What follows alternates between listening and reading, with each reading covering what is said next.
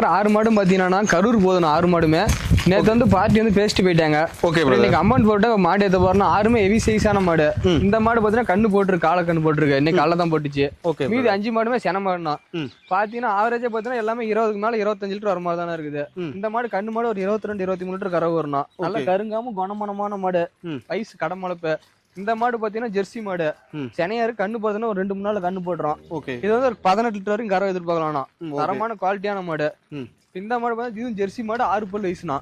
இது கறவை 22-23 லிட்டர் கறக்கூடிய மாடு. இன்னும் கண்ணு பார்த்து ஒரு வாரம் டைம் ஆகும். ஃபுல்லா என்ன பை வைக்கும். ஜம்முனா ரோஸ் மடி ரோஸ் காம நல்லா இருக்கும். ஓகே. இப்ப அடுத்த வந்து HFல கிராஸ் டைப்பான மாடுனா. இந்த மாடு 20 லிட்டருக்கு மேலதான் கறவை வரும்.